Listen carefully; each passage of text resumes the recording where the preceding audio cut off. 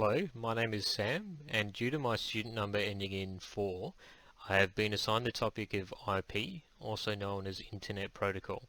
I will briefly cover how IP works, and then show a trace through ping plotter software, and view some packet captures using the software called Wireshark.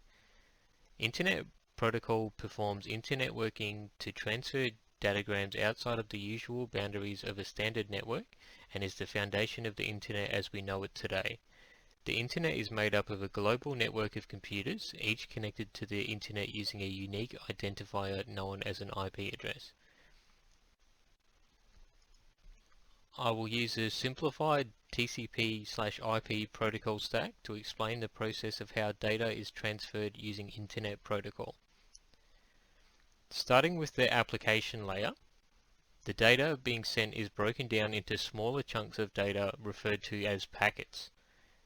The packets then move down to the transport layer and are provided a header with the port number for the source and a port number for the destination, which allows the destination computer to identify which programs listen on that port number to receive the data. After the transport layer, the packet then moves to the Internet Protocol layer, and the source and destination IP addresses are added to the header of the packet for it to become a complete datagram. Finally, the packets travel to the hardware layer, such as a network interface controller, to be framed with the source IP and the address of the first gateway router of your internet service provider, and then translated into signals, which can then be sent from the modem to the service provider's network and travel to the intended destination. As you see in this image, the packets travel over the internet and then through the same process in the opposite direction to be stripped of the added information and reassembled into the original form of the data being sent. Now we'll take a look at ping plotter software here. Okay, so what I'll do now is I'll go over the trace I've set up earlier from my home computer to google.com, and I'll explain the process of how a packet is sent from the source over the internet to the destination and what happens in the middle. So previously I mentioned in the hardware layer, the packet is framed with the source IP as well as the address of the first gateway router of my internet service provider, and what happens from here is the packet is sent from my home PC through to my modem router, which is this address you'll see here, and then my modem then forwards the packet through to that first address on the frame, which is the gateway here provided by Telstra, my service provider. And so what happens once it reaches this router, the router will then remove the frame from the packet, and it will search its own routing table for the best path to take to reach the intended destination that we had in the header of that packet. So once it recognizes a path to take, it will address a new frame and reattach it to the packet and send it to the next router or gateway along that path, which ended up being this one here.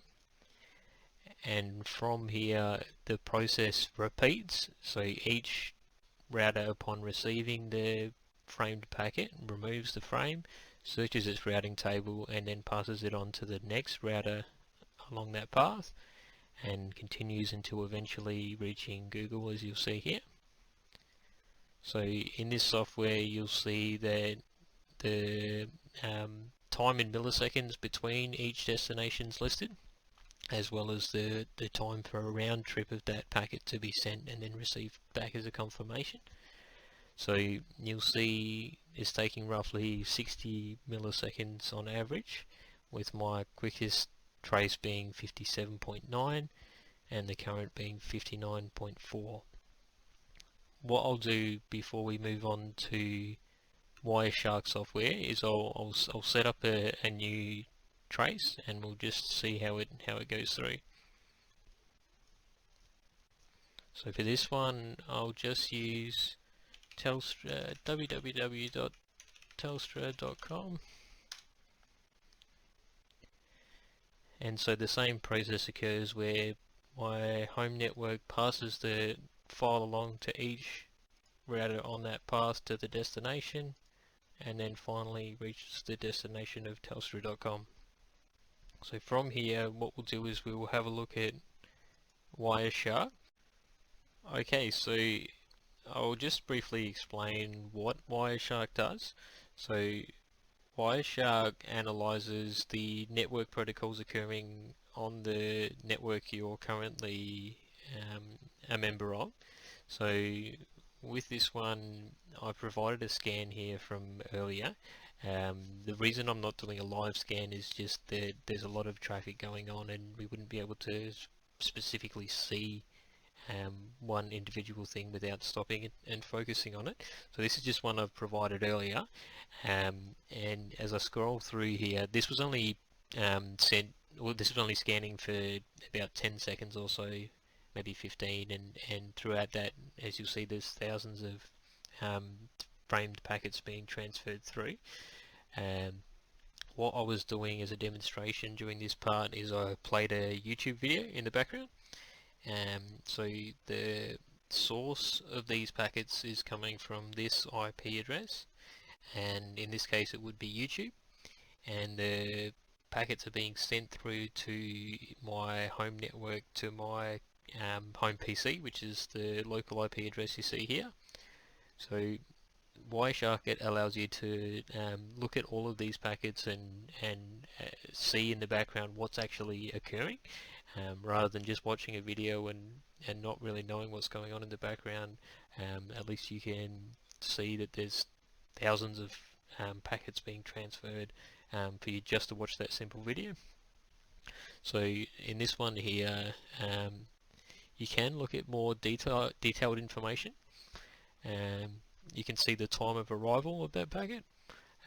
You can see the frame number, so that's frame 2481, and the length of the frame as well. And you can also go through and note down things such as once again the source and the destination addresses. You can see the source port and the destination port, as well as the time since the first frame was sent and the time since the previous frame was sent. So it was 8 seconds since the original frame was sent through, and then since then the one prior to this one was 0.002 seconds prior. So that's just a brief example of Wireshark and how you can view the packets being sent from an external source to your own PC, as well as from your PC to back to that external source. Thanks for your time, and I'll see you guys in class. Thank you.